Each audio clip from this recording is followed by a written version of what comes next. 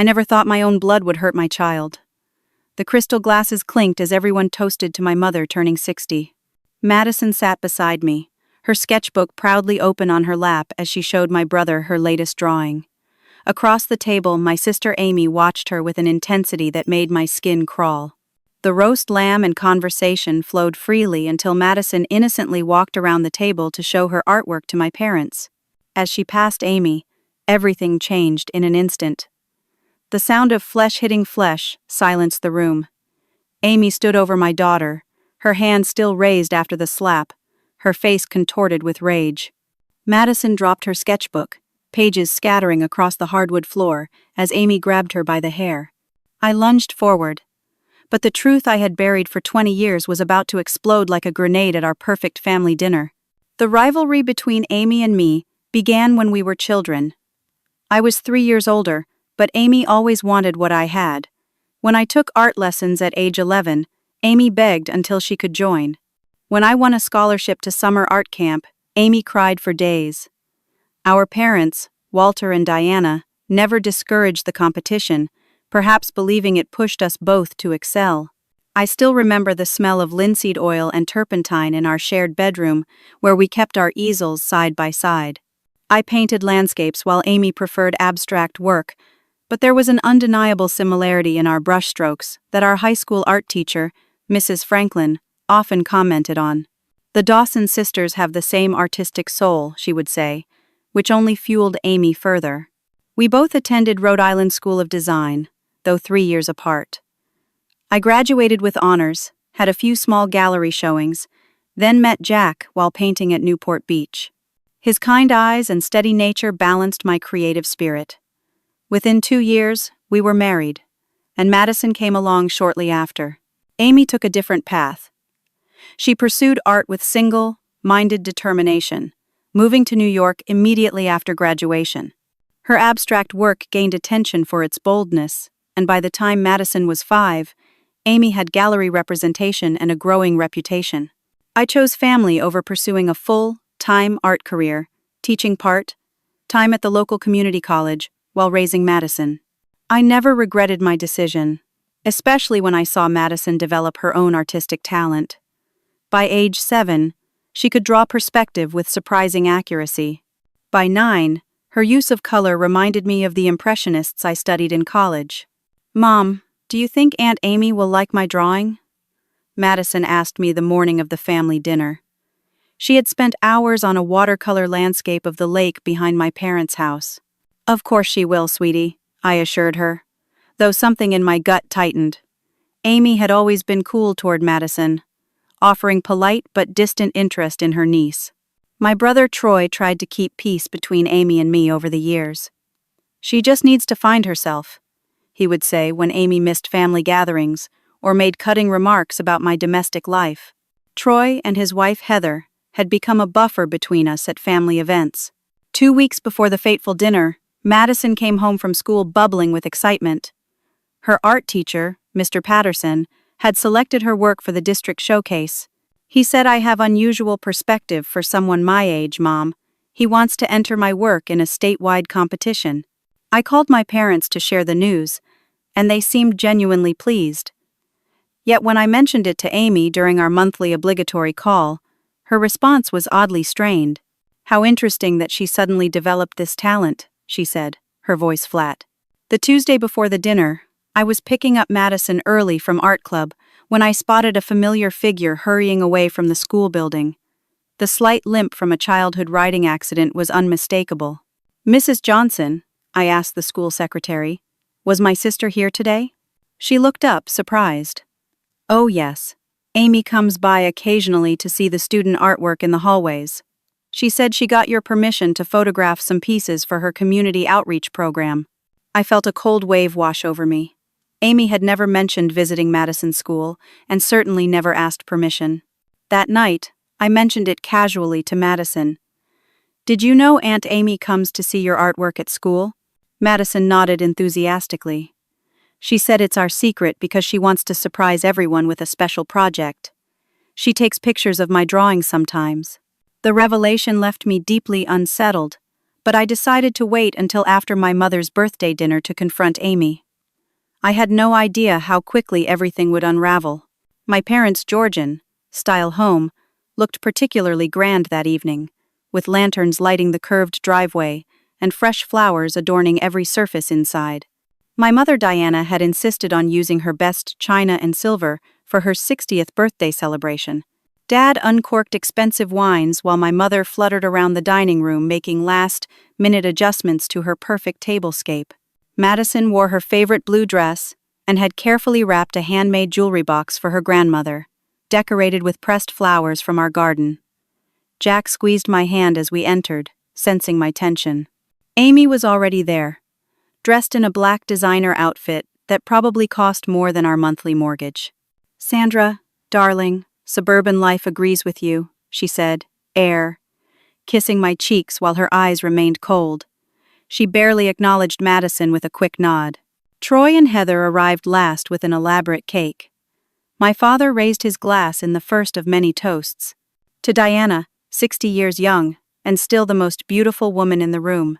Through the appetizer course, conversation stayed pleasantly superficial. My mother detailed her upcoming Mediterranean cruise. Troy discussed his law firm's expansion. I noticed Amy drank her wine quickly, her glass refilled 3 times before the main course arrived. "And how's the art world treating you, Amy?" my father asked with obvious pride. Amy straightened, immediately animated. "Actually, I have exciting news. The Pearson Gallery is planning a major exhibition of my new series. Jeffrey Pearson himself says it's a breakthrough direction for me." "What's the new series about?" Troy asked. Amy hesitated, her eyes flicking briefly to Madison. "It's about perspective. Seeing the world through fresh eyes. Innocence and experience, juxtaposed." She reached for her portfolio that had been conspicuously placed beside her chair. As she flipped it open on the cleared space between dinner plates, I froze. The pieces had a distinctly childlike quality in their perspective, with vibrant colors and unusual compositional choices that looked eerily familiar. "These are remarkable," my mother gushed. "There's something so fresh about them." Madison leaned forward, her eyes wide. "They look like—" The doorbell interrupted her. My father returned moments later with a tall, impeccably dressed man with silver temples. "Sorry to intrude on your family celebration," he said smoothly. "I'm Jeffrey Pearson. I had some contracts for Amy to sign before my flight tomorrow, and she mentioned she would be here." My mother, delighted by the addition of someone new to impress, immediately set another place. "You're just in time for the main course. Please, tell us more about Amy's exhibition." Jeffrey settled in, accepting a glass of wine. "It's the most exciting collection I've seen in years. We're calling it Through Child's Eyes, a completely fresh perspective in Amy's work. The use of color, the spatial relationships, it's like seeing the world anew. We've already had interest from major collectors." Madison had been quietly showing her sketchbook to Heather, but at Jeffrey's words, she looked up. "Aunt Amy, would you like to see my new drawings?" Before Amy could answer, Heather spoke up. "Madison, these are incredible. Jeffrey, you should see these. The perspective is amazing." Jeffrey, ever the gracious gallery owner, accepted the sketchbook. As he flipped through the pages, his expression changed from polite interest to genuine surprise. "Well, artistic talent clearly runs in the family," he said, looking between Amy and Madison. "The resemblance in style is remarkable, almost as if—" "Madison has been taking classes," I interjected quickly, noticing Amy's knuckles turning white around her wineglass. "It's more than classes," Jeffrey continued, oblivious to the tension. "There's a natural gift here. The composition, the perspective choices, these could hang alongside your aunt's new series, Madison." The room grew unnaturally quiet. Amy stood abruptly, her chair scraping against the hardwood floor. "She's a child doodling," she said dismissively. "Let's not exaggerate." My father, always Amy's champion, laughed awkwardly. "Well, the Dawson artistic genes are strong. Remember how you girls used to compete over everything? Sandra was jealous when you got that scholarship too." "I wasn't jealous," I corrected automatically. "Ladies," my mother interrupted, "let's not start this tonight. Jeffrey, would you like to see the garden before dessert?" The night, blooming jasmine is spectacular. As they stepped outside, Madison, innocent to the undercurrents, approached Amy with her sketchbook. "This one is my favorite, Aunt Amy. It's the lake behind Grandma's house at sunset." Amy stared at the drawing, her face draining of color. The resemblance to a piece in her portfolio was undeniable. Jeffrey returned at that moment, glancing over Madison's shoulder. "Now that is exceptional. You know, in a few years, we should talk about a family exhibition." The artistic legacy continued through generations. That was when Amy snapped. "How dare you draw my painting? You'll be punished!" Amy's scream sliced through the dining room as her hand connected with Madison's cheek, with a crack that seemed to echo off the walls. Madison stumbled backward, her sketchbook falling to the floor, pages scattering. Her hand went to her reddening face, her eyes wide with shock and brimming with tears. "Amy!" I shouted, jumping from my chair. But before I could reach my daughter, Amy lunged forward, grabbing Madison by her hair and yanking upward. Madison screamed in pain as her feet nearly left the ground. Then Amy shoved her hard, sending her crashing to the floor. The sound of my daughter's body hitting the hardwood and her piercing cry shattered something inside me. Jack reached Madison first, gathering her into his arms as she sobbed. Troy was on his feet, restraining Amy, who continued to rage, her face contorted beyond recognition. "She's been stealing my concepts, spying on my work. That lake sunset is my composition, you little thief." She struggled against Troy's grip, trying to lunge at Madison again. My father stood frozen, his mouth opening and closing without sound. My mother rushed to Amy, trying to calm her. "Amy, darling, you're not well. Please calm down." "Don't tell me to calm down," Amy shrieked. "My own family conspiring against me. Do you know what this could do to my career? My exhibition?" Jeffrey Pearson stood speechless, his professional demeanor cracked by the violent scene unfolding before him. Madison curled into Jack's chest, her small body shaking with sobs, a trickle of blood running from where her lip had split in the fall. The sight of my child bleeding broke my paralysis. "Jack, call 911, I said, my voice strangely calm despite the rage and fear coursing through me. "Don't be ridiculous, Sandra," my mother snapped. "We don't need to involve outsiders in a family matter." "A family matter?" Jack's voice rose in disbelief. "She just assaulted our daughter." I knelt beside Madison, gently examining her injuries. The imprint of Amy's hand blazed red on her cheek. Her scalp was tender where Amy had grabbed her hair, and her lip was swelling rapidly. "I didn't steal anything," Madison whimpered. "I drew the lake myself. I didn't know." "Liar!" Amy spat. "I saw you looking through my portfolio last Christmas, and I know all about your little drawings. I've been watching you work through your bedroom window for months. The angle, the perspective, the color palette, it's all mine." The room went silent at her confession. Even my mother stepped back, her hand going to her throat. "You've been spying on my daughter?" I asked, ice in my veins. Amy laughed, a harsh sound without humor. "Spying? I was gathering evidence. I knew something was off when my new concepts started appearing in her little schoolgirl sketches. Too similar to be coincidence." "Amy," Jeffrey said carefully, "the child is 10 years old. These accusations are serious and concerning." "You don't understand," Amy continued, her voice rising hysterically. "She's not what you think. She's doing this deliberately to sabotage me. Just like Sandra always tried to overshadow me." Troy tightened his grip on Amy as she tried to lunge forward again. "Amy, stop it. You're not making sense." Heather had moved to help Jack with Madison, whose crying had subsided into hiccuping sobs. I heard sirens in the distance. Jack had managed to call emergency services despite my mother's protests. "This is absurd," my father finally spoke. "Amy was upset, but surely we can handle this ourselves. Sandra, tell them it was a misunderstanding when they arrive." I stared at him in disbelief. "A misunderstanding?" She attacked Madison. "She's been stalking her, watching her through windows. This is not normal family drama, Dad. She's under tremendous pressure with the new exhibition," he insisted. "You know how artists can be, their temperaments. Stop making excuses for her," I shouted, years of frustration bursting forth. This isn't about artistic temperament. This is assault. And apparently stalking. The paramedics arrived first, followed closely by police officers. As they examined Madison, the officers took preliminary statements. My parents hovered anxiously, while Jeffrey Pearson spoke quietly to Troy, clearly disturbed by what had witnessed. Amy had fallen silent, her eyes darting around the room like a cornered animal. When one of the officers approached to question her, she suddenly collapsed into tears. "They don't understand," she sobbed to my mother. "My whole career is at stake.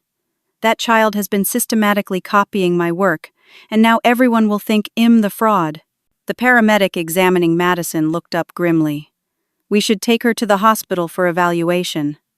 There may be a concussion, and these injuries should be properly documented." As Jack and I prepared to leave with Madison, Amy's voice cut through the chaos once more. "This isn't over, Sandra. If you pursue this, I'll make sure everyone knows the truth about your precious daughter and what she's been doing." I turned back to face my sister, a strange calm settling over me. "The truth? I think it's time everyone knew the truth, Amy. All of it." Her face paled as she recognized something in my expression, some knowledge that she thought was safely buried. "Madison needs medical attention now," Jack said firmly, leading us toward the door. As we left, I heard my mother wailing about ruined birthdays and family shame. But all I could focus on was my daughter's small hand in mine, and the realization that the carefully maintained facade of our family was finally beginning to crack. The emergency room lights cast a harsh glow over Madison's pale face. The doctor, a woman with kind eyes and a no-nonsense manner, gently examined the bump forming on the back of my daughter's head. "She doesn't appear to have a concussion, but we'll run some tests to be certain," she said, carefully parting Madison's hair to examine her scalp. "These injuries to her head and face, how did you say they happened?" Jack and I exchanged glances. "Her aunt assaulted her," I said flatly. "We're pressing charges." The doctor's expression remained neutral, but she nodded. The police officer mentioned there was an incident. "We'll document everything thoroughly. Child Services will need to speak with you as well." Madison winced as the doctor cleaned her split lip. "Am I in trouble, Mom?" she whispered. "No, sweetheart," I assured her, fighting back tears. "You've done absolutely nothing wrong." As Madison underwent X-rays, Jack paced the waiting room, his normally calm demeanor replaced with simmering anger. "I always thought Amy was difficult, but this..." He shook his head. "Sandra, she could have seriously hurt Madison. What was that about watching through windows? Has she been stalking our daughter?" The thought made my skin crawl. "I don't know. Madison mentioned Amy had been coming to her school, taking pictures of her artwork. I was going to talk to Amy about it, but..." My phone buzzed with a text from Troy. Police took statements. Amy claiming temporary insanity from work stress. Mom and Dad trying to smooth things over. "Need to talk to you privately." Important. An hour later, the doctor confirmed Madison had no concussion but would be sore for several days. They discharged us with instructions to watch for concerning symptoms, and a follow-up appointment with her pediatrician. Madison was unnaturally quiet on the drive home, clutching her sketchbook that Jack had rescued from my parents' house. "I don't want to draw anymore," she said suddenly, her voice small in the darkness of the car. "Madison," I began. "Aunt Amy said I stole from her." "I didn't, Mom, I promise. I just drew the lake because it's pretty. I didn't know she drew it too." "Your aunt is." I searched for words. A 10-year-old could understand. "She's not well right now. She said things that aren't true. Your art is your own, and it's beautiful." When we arrived home, Madison finally fell into exhausted sleep, but not before making me check all the windows and doors twice. The thought of Amy watching her through her bedroom window had terrified her. "We need blackout curtains," Jack said, standing in Madison's doorway. "And maybe security cameras." The next morning, my mother called 6 times before I answered. "Sandra, we need to discuss last night as a family," she began without preamble. "Your father and I think this whole situation has been blown out of proportion." "Blown out of proportion?" I repeated in disbelief. "Amy physically attacked Madison. She admitted to spying on her. The doctor documented her injuries." My mother sighed heavily. Amy was under tremendous stress. She's seeing her therapist today. She's remorseful, Sandra. These accusations and police reports will destroy her career. Surely we can handle this within the family. Like you handled everything else? By sweeping it under the rug? The bitterness in my voice surprised even me. That's unfair. We've always supported both of you girls equally. I laughed without humor. Is that what you call it? When Amy forged my signature on that application? When she deliberately ruined my portfolio before the scholarship review? When she told Jack I was seeing someone else just before our engagement? You've always made excuses for her, Mom. There was a long pause. Those were childish rivalries, Sandra. This is different. Your father and I are asking you to consider Amy's mental health and her career before you make this situation worse. And I'm asking you to consider my daughter's safety and well-being. Madison is having nightmares, Mom. She's afraid to draw. She thinks her own aunt has been watching her through windows. Amy would never actually harm Madison, my mother insisted. She just lost control momentarily. I closed my eyes, fighting for patience. I have to go. Madison's pediatrician is expecting us. Sandra, wait. Your father wants to speak with you. I could hear them exchanging the phone before my father's voice came on the line. Sandra, be reasonable.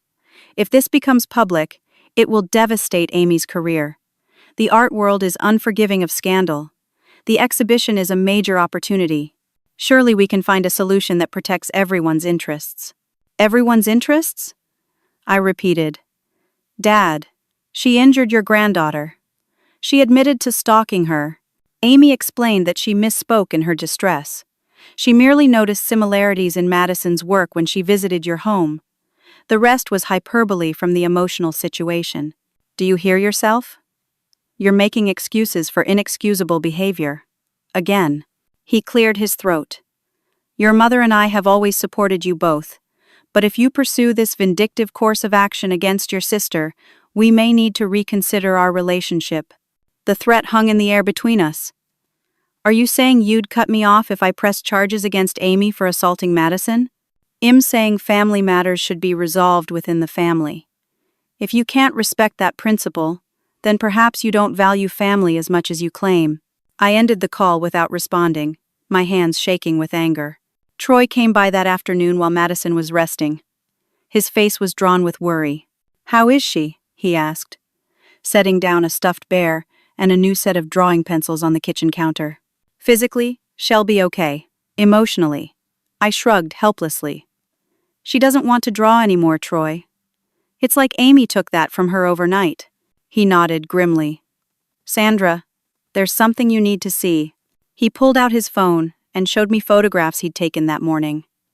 After everyone left last night, Amy had some kind of breakdown. Dad called her therapist, who gave her something to calm her down. While she was sleeping, I went through her car. The images showed dozens of photographs of Madison at school, at the park, even in our backyard. There were close-ups of her drawings, pages from her sketchbook that had mysteriously gone missing months ago. There's more, Troy said quietly. I followed her this morning. She has a storage unit across town. I couldn't get inside, but I could see through the window. Sandra, the walls are covered with surveillance photos of Madison drawing. It's like some kind of obsession. Cold fear washed over me. We need to tell the police. There's something else you should know, Troy continued. I called Professor Simmons from RISD. Remember him? I nodded. The distinguished painting professor had mentored both Amy and me during our college years. He said Amy was nearly expelled her senior year for plagiarism. Another student's work was found in her studio with her signature added. The school kept it quiet at Dad's insistence, but she was on probation for the rest of her time there. The revelation shouldn't have surprised me, yet somehow it did.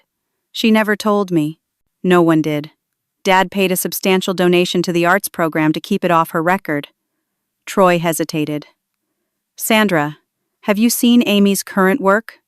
The pieces selling for hundreds of thousands? Not recently. She never invited me to her showings. Troy pulled up a gallery website on his phone. Look at the collection from 2 years ago. then compare it to the emerging artists they featured the previous season. As I scrolled through the images, the similarities were undeniable. The composition, the distinctive brushwork, the color theory, all hallmarks of a painter named Elise Winters, whose brief career had apparently ended when she moved to Europe. "This can't be coincidence," I murmured. "No," Troy agreed grimly. "And now she's doing the same with Madison's work. The exhibition Jeffrey Pearson was discussing? The through a child's eyes perspective? Sandra.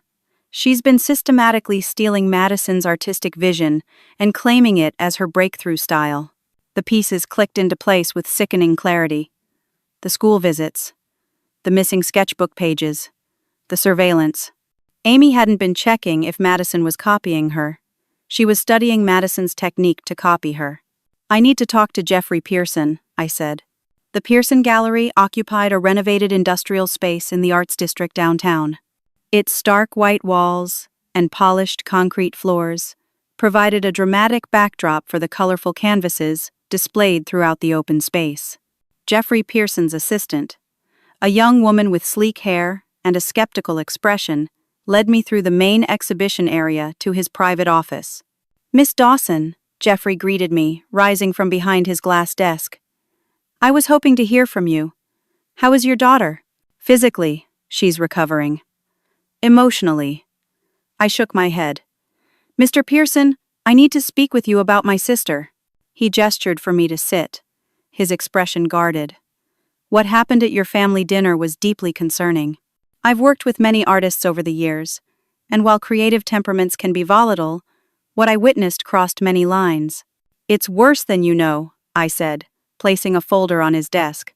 "My sister has been stealing my daughter's artistic concepts and passing them off as her own."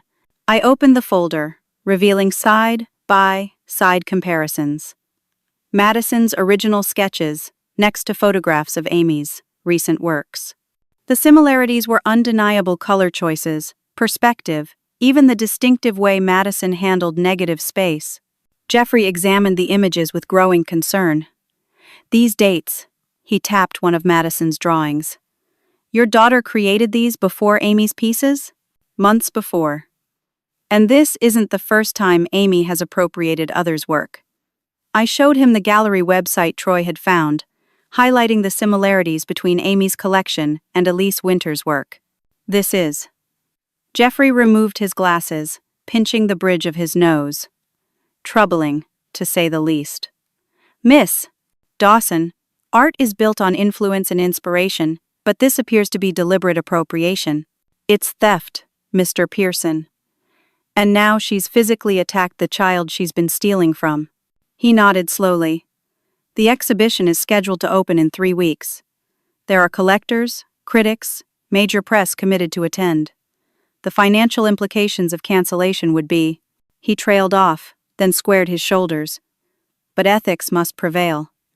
I need to investigate these allegations thoroughly." As I left the gallery, my phone rang. Amy's name flashed on the screen. "Against my better judgment," I answered.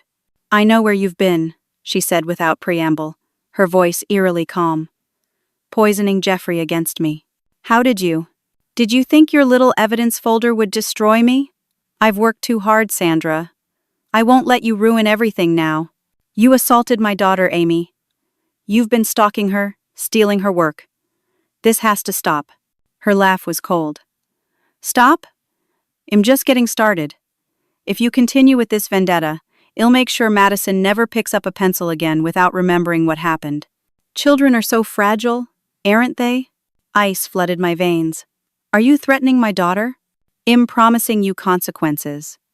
Drop the charges, tell Jeffrey it was all a misunderstanding, and we can return to our normal family dynamics. Push this further, and you have no idea what you're unleashing." The line went dead. I sat in my car, shaking with rage and fear, before calling Jack, and then the police, to report the threat. The detective assigned to our case listened carefully, adding Amy's call to the growing file. "We're taking this very seriously, Mrs. Dawson. The stalking evidence your brother provided, combined with the assault and now these threats, gives us grounds for an emergency protective order." While Jack stayed with Madison, I met Troy at his law office to review our legal options. The protective order is just the start, he advised. Given the evidence, we have a strong case for criminal charges and possibly a civil suit for the artistic theft. I don't care about the money, I said. I just want Madison to be safe and to feel secure drawing again. I know, Troy assured me. But the reality is, Amy needs serious consequences and probably treatment. This obsession with Madison isn't normal. That evening, as I helped Madison with homework, she asked a question that broke my heart. Mom, why does Aunt Amy hate me so much? Did I do something wrong? I set aside the math worksheet and took her hands in mine. No, sweetheart. You did nothing wrong. Aunt Amy has problems that have nothing to do with you. She sees things in ways that aren't healthy or true. Madison bit her lip, wincing as she hit the still, healing split. Grandma called while you were out. She said I should tell you to stop being mean to Aunt Amy. That families should forgive each other. Anger flared in my chest. Your grandmother shouldn't have called you. And she's wrong, Madison. Forgiveness doesn't mean allowing someone to hurt you. It doesn't mean pretending bad things didn't happen. She said artists get emotional sometimes. That Aunt Amy didn't mean it. I took a deep breath, fighting to control my temper. Madison, listen to me. No one, no matter how emotional or artistic or important, has the right to hurt you. What Aunt Amy did was wrong. It's not your job to forgive her or make excuses for her. That night, after Madison was asleep, I received an email from Jeffrey Pearson requesting an urgent meeting the following morning. When I arrived at the gallery, he looked tired but resolute. I've spent the night reviewing Amy's work and comparing it with the references you've provided, he began. I've also spoken with several other artists and collectors. Miss Dawson, I believe your allegations have merit. Relief washed through me. What happens now? I've canceled the exhibition, he said simply. The gallery cannot in good conscience present work of questioned authenticity. How did Amy take the news? His expression turned grim. Not well. There were threats, accusations, talk of lawsuits. But when I presented the evidence, she became different. Eerily calm. She said she had contingency plans. A chill ran through me, remembering her threat about Madison. When I returned home, Jack met me at the door, his expression serious. Your mother called. Your grandmother Elizabeth has been hospitalized. Apparent heart attack. They're asking the family to come. Is this some kind of trap? I asked suspiciously. Troy called to confirm. Hez at the hospital now. It's legitimate, Sandra. Your grandmother is in critical condition. I felt guilty for my suspicion, but after everything that had happened, I couldn't help it. I don't want Madison anywhere near Amy. Already arranged for my sister to stay with her, Jack assured me. Let's go. At the hospital, my father paced the waiting room while my mother sat rigidly in a vinyl chair. Troy and Heather stood when we entered. Any news? I asked Troy, deliberately avoiding my parents. She's stabilized, but it's serious, Troy replied. The doctor said the next 24 hours are critical. My father approached, his face haggard with worry. Sandra, this family crisis should remind us all what's important. Your grandmother may not survive the night. Can we set aside these other issues for now? Before I could respond, the elevator doors opened and Amy stepped out, looking pale but composed. She was accompanied by a man I didn't recognize, who kept a supportive hand at her elbow. My mother hurried over. Amy, darling, you shouldn't have come in your condition. Dr. Porter, is this wise? The man nodded gravely. Miss Dawson felt it important to be here for her grandmother, despite her current mental health challenges. Amy's eyes met mine across the room, her expression unreadable. Sandra, how unexpected to see you here, given your recent campaign against the family. This isn't the time or place, Amy, I said quietly. Isn't it? Grandmother dying, the family gathered, tensions high. Seems like the perfect setting for your dramatic revelations. Her voice held a strange, detached quality that was more disturbing than her previous rage. Dr. Porter leaned in to whisper something to her, and she nodded mechanically. I think, my father interjected, we should focus on Elizabeth right now. The doctor said family support is crucial, and she may be able to hear us even in her current state. We were allowed into the ICU 2 at a time. Troy and I went first, standing beside our grandmother's bed, the beeping monitors and oxygen tubes, a stark reminder of her fragility. "I always thought she was indestructible," Troy murmured, gently holding her papery hand. "Remember how she taught us to swim by just tossing us in the deep end?" I smiled at the memory. She said fear was just the body's way of keeping the mind from greatness. When we emerged, Amy was waiting with Dr. Porter. As they entered the ICU, Troy pulled me aside. "That doctor isn't from the hospital. Hess, Amy's psychiatrist." I overheard Mom talking to him. Apparently, Amy had some kind of breakdown after Jeffrey canceled her exhibition. "She's been in treatment for 3 days." "What kind of breakdown?" Troy hesitated. "Something about a dissociative episode." And Mom let slip something else. Something I never knew. "Sandra, did you know Amy had a child?" The revelation struck me like a physical blow. "What?" "No." "When?" "During her year in Europe, apparently. She gave the baby up for adoption. A girl. The psychiatrist thinks part of her obsession with Madison might be displaced maternal feelings, combined with her art fraud unraveling." I struggled to process this information. My sister, who had always seemed so focused on her career, had given birth to a child she never mentioned. A niece I never knew existed. "That doesn't excuse what she did," I said finally. "No," Troy agreed. "But it might help explain it." As Amy and her psychiatrist returned from the ICU, something in her expression had changed. She looked at me with something like clarity in her eyes. "I need to speak with you, Sandra." Alone. Against my better judgment, I followed her to a quiet corner of the waiting room, though I made sure we were still in view of Troy and Jack. "I remember her," Amy said quietly, staring at her hands. "My daughter. She had your eyes, did you know that?" "The Dawson eyes. I named her Lily before they took her away." I remained silent, unsure how to respond. "Madison has those same eyes," she continued. "The first time I saw her draw, really draw, she was 4. She held the crayon the same way I do. The same way you do. I thought it was a sign." "A sign of what, Amy?" "That I could reclaim what I lost. Through her." She looked up, tears streaming down her face. "I know it's wrong. Dr. Porter is helping me see that now. But I convinced myself if I could just capture her gift, make it mine, it would be like having my daughter back." "Madison isn't your daughter, Amy. And what you've been doing, stealing her work, stalking her, hurting her, it's not just wrong, it's criminal." She nodded slowly. "I know. That's why I told Dr. Porter everything. The plagiarism, the stalking, the storage unit. It's all in my file now. Evidence for whatever comes next." I studied her face, searching for signs of manipulation. "Why are you telling me this?" "Because grandmother always said the truth sets you free. I'm tired, Sandra. Tired of the lies, the stealing, the pretending. I'm not well, and I need help. Real help, not just Mom's excuses and Dad's checkbook." Before I could respond, a code blue alarm sounded from our grandmother's room, sending medical staff running. We all gathered in shocked silence as the doctors worked frantically behind the pulled curtain. In that moment of crisis, with my family huddled in the sterile hospital corridor, I realized the decision facing me was about more than justice for Madison or consequences for Amy.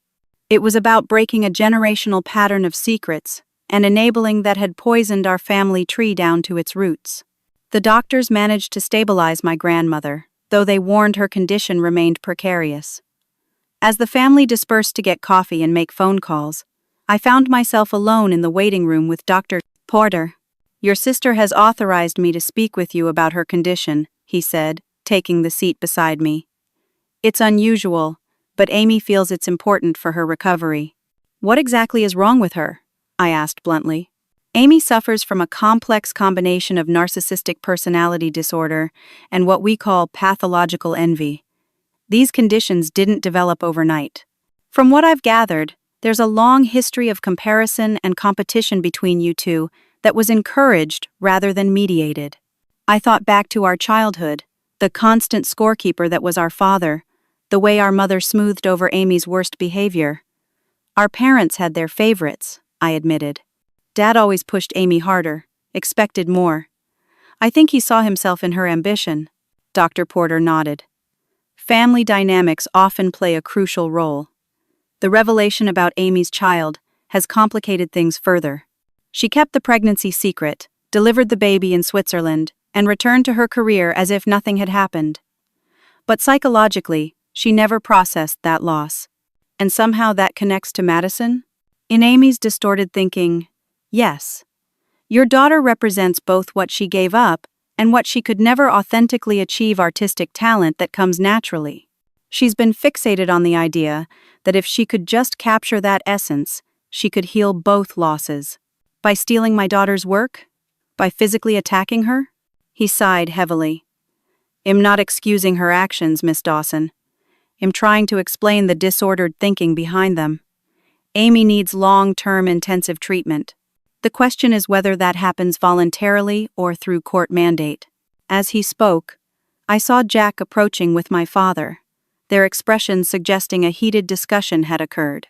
Sandra, my father began without preamble, we've been talking about how to handle this situation. Jack's made some valid points about Madison's safety, and I've done some soul-searching about my role in enabling Amy's behavior over the years. Jack stood beside me, his presence supportive but silent, allowing my father to continue. I was wrong to pressure you to drop the charges, he admitted, the words clearly difficult for him. Whatever happens legally needs to happen. But I'm asking if there's any way we can manage this that protects Madison while also getting Amy the help she clearly needs. I studied my father's face, searching for the manipulation that had characterized so many family discussions, but found only exhaustion and regret. I won't drop the charges, Dad.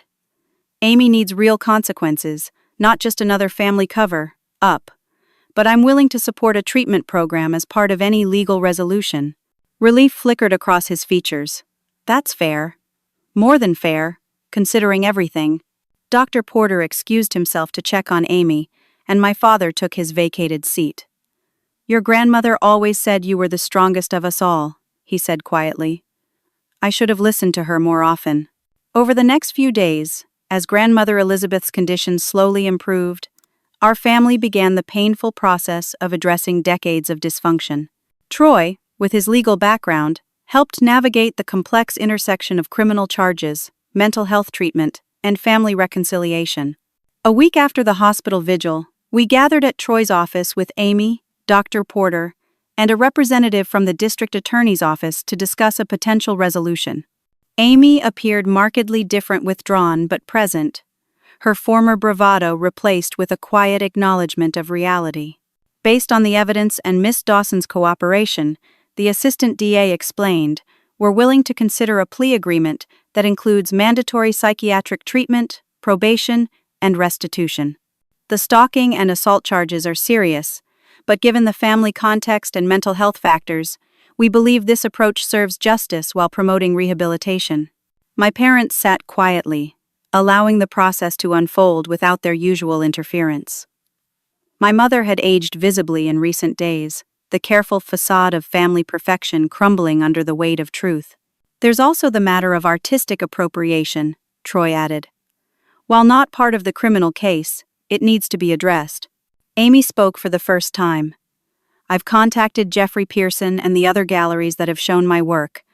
I've acknowledged which pieces were influenced by others. The financial consequences will be significant, but necessary. The meeting continued for hours, hammering out details of psychiatric treatment, supervised visitation parameters, should that ever become appropriate, and financial restitution for Madison's therapy. When we finally emerged, Amy asked to speak with me privately. I don't expect forgiveness, she began, her voice steady. What I did to Madison is unforgivable. But I want you to know, I'm facing it all now. The plagiarism, the child I gave away, the jealousy that's consumed me for as long as I can remember. No more running, no more stealing other people's light. I studied my sister, trying to reconcile this person with the Amy who had dominated and manipulated our family for decades. I hope the treatment helps, I said finally, for your sake, and for all of ours. Madison is special, Sandra. Not because she's my replacement, or because I can use her talent, but because she's herself. Someday, when I'm better, and if you're ever willing, I'd like to properly apologize to her. I nodded, making no promises. One day at a time, Amy. The legal proceedings moved forward, resulting in a plea agreement that mandated 2 years of intensive psychiatric treatment, 5 years probation, and a protective order keeping Amy away from Madison. The art world quietly buzzed with rumors of fraud and family drama, but Jeffrey Pearson handled the cancellation of Amy's exhibition with discretion and professionalism. 2 weeks after the plea was finalized, I received an unexpected call from my mother, asking to visit. She arrived bearing a large portfolio case I recognized from our childhood home. "These are yours," she said, opening it to reveal dozens of my early paintings and sketches. "I saved everything, Sandra. Every piece you ever created." I ran my fingers over a watercolor from my 15th summer, memories flooding back. I thought these were all gone. "No," she admitted softly. "I kept them. Even when you gave up painting for teaching and motherhood. I always hoped you'd return to it someday." She hesitated, then continued. "I failed you both, in different ways. I let your father push Amy too hard and made excuses for her behavior. And I stayed silent when you set aside your own talents to focus on Madison. I made my choices, Mom. I don't regret them. I know. But watching Madison struggle now, afraid to draw again, it reminds me of how you stopped creating after Amy won that national competition with work so similar to yours." The observation struck me with its accuracy. I'd told myself I was choosing family over art, but perhaps I'd also been running from the pain of seeing my sister steal my vision and receive accolades for it. "Madison has started art therapy," I told her. "The therapist said creating in a safe environment is helping her process what happened." My mother nodded. "And what about you, Sandra? When will you heal your relationship with your art?" The question lingered long after she left. The portfolio of my past work now propped in my studio, a space that had gathered dust since Madison was born. That evening, as I helped Madison prepare for bed, she asked me a question that cut to the heart of everything. "Mom, will Aunt Amy try to hurt me again?" I sat beside her on the bed, choosing my words carefully. "No, sweetheart. Aunt Amy is getting help for her problems, and there's a special order that keeps her away from us until doctors say she's better. But even more importantly, our whole family understands now what happened and why it was wrong. No one will let her hurt you again." Madison nodded thoughtfully. "My therapist says sometimes people do bad things because they're hurting inside, not because the person they hurt did anything wrong." "That's very true." She reached under her pillow and pulled out a small sketchbook, different from the one Amy had seen. "I drew something today. It's the first time since." You know, the simple landscape showed a sunrise over mountains, rendered with the innocent, yet somehow profound perspective that was uniquely Madison's. "It's beautiful," I whispered, emotion tightening my throat. "Dr. Levine says I should draw when I feel safe," she explained. "And I feel safe with you and Dad." As Madison drifted off to sleep, I found myself drawn to my long, neglected studio. The portfolio my mother had brought sat like an invitation to reconnect with a part of myself I'd abandoned years ago. I opened a drawer and found unused canvases, brushes still wrapped in their original packaging gifts from Jack, who had always encouraged me to return to painting. Beside them lay Madison's earliest drawings that I'd saved, her developing style evident even in those childish strokes. For the first time in years, I felt the urge to create, not to compete or prove myself, but simply to express the complex emotions of our family journey. I set up a canvas and began to paint, my strokes hesitant at first, then flowing with increasing confidence as the hours passed. By morning, I had created something entirely new, a work that honored my original style, while incorporating the wisdom and perspective gained through motherhood and the recent family upheaval. Jack found me there at dawn, still painting, tears streaking my face. "She's not the only one healing," he observed quietly, placing a cup of coffee beside me. I nodded, unable to speak, as the first light of day illuminated the canvas, a mother and daughter, backs to the viewer, facing a sunrise together, their shadows elongated, but firmly connected. impossible to separate. 3 days later, the school called. Madison had been absent from class, and when they'd called the emergency contact number, no one had answered. Panic seized me as I raced to the school, Amy's threats echoing in my mind despite the protective order. I burst into the office to find the principal looking concerned. Mrs. Dawson, Madison's teacher, reported her missing from art class. Security is checking the grounds now. Cold fear gripped me. Call the police. My sister, there's a protective order. Before I could finish, the art teacher hurried in. We found her. She's in the supply closet, upset but safe. I followed him to the art room, where Madison sat huddled in the corner of a storage closet, knees drawn to her chest. Madison, sweetheart, what happened? Are you hurt? She shook her head, tears streaming down her face. Aunt Amy was here. I saw her in the parking lot watching me through the window. I got scared and hid. The principal immediately called security while I held my trembling daughter. Did she try to approach you? Speak to you? No, Madison whispered. She just watched. Then she got in her car when the teacher came to the window. Police responded quickly, reviewing security footage that confirmed Amy's presence on school property, a clear violation of the protective order. Within hours, they located and arrested her at her apartment, where they found a detailed journal outlining her plan to take Madison to another state. She convinced herself Madison would be better off with her, Troy explained, after speaking with the detectives. The journal indicates she's stopped taking her medication. She was planning to nurture Madison's true artistic potential away from those who don't understand it. The violation sent Amy back to court, where the judge revoked her probation, mandating inpatient psychiatric treatment at a secure facility.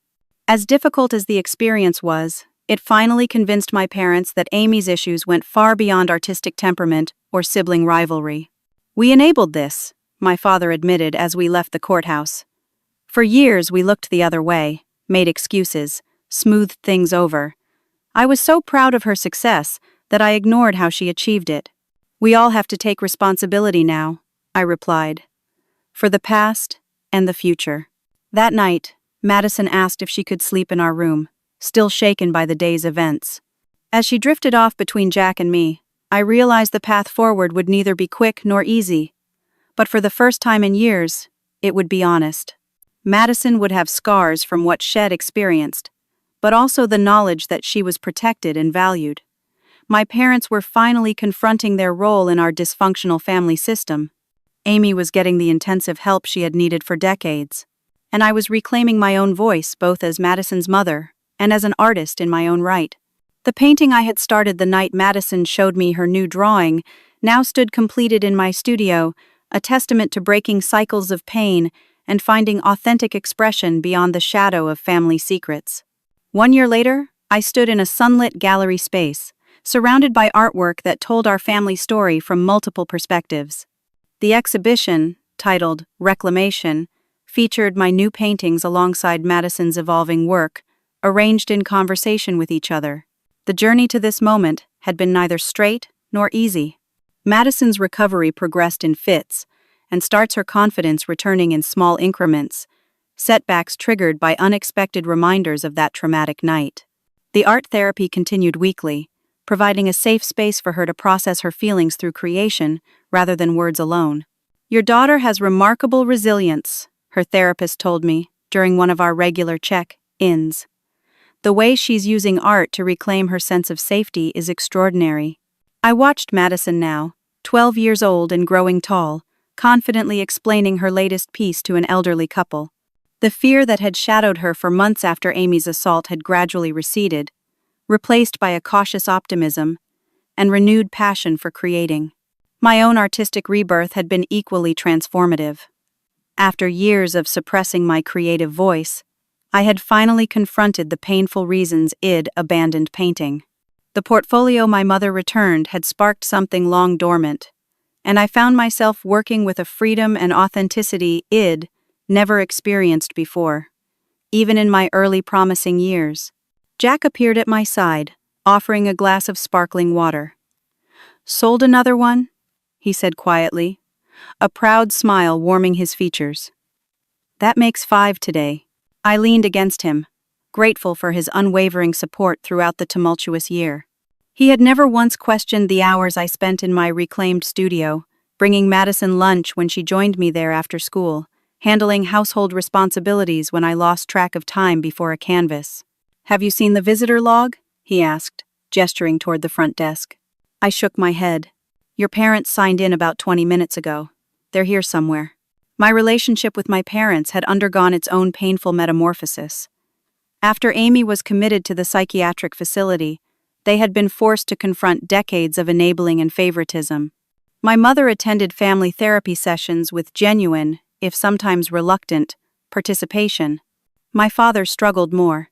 His identity so intertwined with Amy's success that its fraudulent nature left him adrift. I spotted them now, standing before one of my larger canvases, an abstract representation of family connections, with threads of gold leaf binding torn paper and fragmented images. My mother noticed me watching and offered a tentative smile. "It's powerful work, Sandra," she said when I approached. "Both of you. The progression from piece to piece tells such a story." My father cleared his throat. "I should have recognized your talent years ago. I was blinded by what I wanted to see rather than what was actually there." Coming from him, this simple acknowledgement meant more than effusive praise would have. The past year had humbled him in ways I never thought possible. "Thank you for coming," I said. "It means a lot to Madison." "How is she?" my mother asked.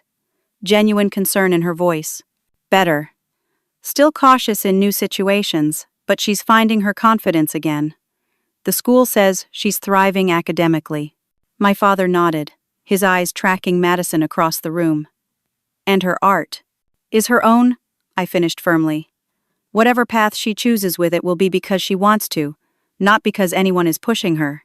He accepted the gentle rebuke with a nod. "As it should be." Troy and Heather arrived with my grandmother Elizabeth, now recovered though moving more slowly with a cane. At 86, she had survived her heart attack and subsequent surgery with remarkable resilience, emerging as an unexpected ally in our family's healing process. "There's my artistic girls," she called, making her way toward us. She had been the first family member to visit the exhibition when it opened 3 days earlier, spending hours examining each piece and asking thoughtful questions. "What did the reviewer from the Tribune say?" she asked. "Did they finally publish that piece?" I smiled at her enthusiasm. "This morning, they called it a powerful examination of artistic voice and family legacy." "Well, of course it is," she said factly. Anyone with eyes can see that. As family and friends mingled with other gallery visitors, Jeffrey Pearson approached. After the scandal with Amy had settled, he had reached out, initially, to apologize for not recognizing the signs of artistic fraud, and later to express interest in my emerging work. "Sandra, the response has been tremendous," he said. "Several major collectors have expressed interest in commissioning pieces. And there's a curator from the Modern who wants to discuss, including some of Madison's work in their upcoming exhibition on young artists." I glanced at Madison, now sitting with my grandmother. "We'll need to discuss that carefully. Madison's recovery remains our priority. No pressure, no expectations." Jeffrey nodded understanding. "Of course." At her pace entirely. As the evening wound down, Madison joined me near the gallery entrance, her hand slipping into mine. "Mom, can I ask you something?" "Anything, sweetie." "Do you think Aunt Amy will ever see our exhibition?" The question caught me off guard. Amy remained in the psychiatric facility, her treatment progressing, but with setbacks that had extended her stay. The protective order remained in place, though Madison had expressed curiosity about her aunt in recent months. "I don't know," I answered honestly. "Her doctors say she's making progress, but she still has a lot of work to do." "Why do you ask?" Madison considered this, her expression thoughtful beyond her years. "I made something for her. Not to give her now, but maybe someday. When she's better and not scary anymore." She led me to a small drawing, tucked in the corner of her display. Unlike her other pieces, this one showed 2 figures sitting at easels, their faces not visible but their postures suggesting a respectful distance between them. "It's called Someday," she explained. "My therapist said, It's okay to imagine a future where things are different, even if we don't know if it will happen. I knelt beside her, struck by the wisdom and compassion in my daughter's heart despite everything she had endured. That's very brave, Madison. Not brave, she corrected me. Just hoping. Dr. Levine says hoping is different from expecting. As we closed the gallery that evening, I reflected on the journey that had brought us to this moment. The family dinner that had exploded into violence had seemed like an ending at the time, the destruction of relationships, the shattering of pretense, the collapse of carefully maintained facades. Instead, it had become a painful but necessary beginning. The truth, long buried beneath layers of competition, favoritism, and enabling, had finally emerged into the light. In its wake came the possibility of authentic connections based on honesty rather than performance, on genuine support rather than comparison. Madison's art had evolved beyond trauma into a means of processing, understanding, and ultimately transcending the past. My own work had found new depth and meaning, liberated from the shadow of fraudulent comparison and reconnected to its original joy. Even Amy, despite the serious consequences of her actions, had finally been forced to confront the deceptions that had defined her life and career. Whether she would ever truly heal remained uncertain, but for the first time she was facing her demons rather than projecting them onto others. At home that night, Madison fell asleep quickly, exhausted but content from the exhibition. I found Jack in our bedroom, reviewing photographs he had taken of the event. "Look at this one," he said, showing me his camera's display. The image captured Madison and me standing before our paired artworks, our expressions mirroring each other's mixture of pride and vulnerability. "That's who we are now," I said softly. "Not defined by what happened, but not pretending it didn't shape us either." Jack set the camera aside and took my hands. "You know what I see when I look at that picture? Two artists who found their authentic voices. It took a terrible catalyst, but you both emerged stronger for having faced the truth." "The truth," I repeated, thinking of my grandmother's words that had inadvertently sparked Amy's confession in the hospital.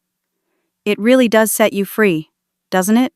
Not immediately, and not without pain, but eventually." Later, I stood in my studio, looking at my next blank canvas. The exhibition had been both culmination and beginning a public declaration of reclaimed identity and an opening to whatever came next. I thought about the family legacy I wanted to create for Madison, one built on authenticity rather than performance, support rather than competition. The path forward wasn't perfectly clear, but for the first time in years, it felt genuinely mine to choose. My sister's actions had forced our entire family to confront painful truths, but in doing so had ultimately freed us from patterns that had imprisoned us all. I picked up a brush, feeling the familiar weight of it as an extension of my hand rather than a tool of comparison.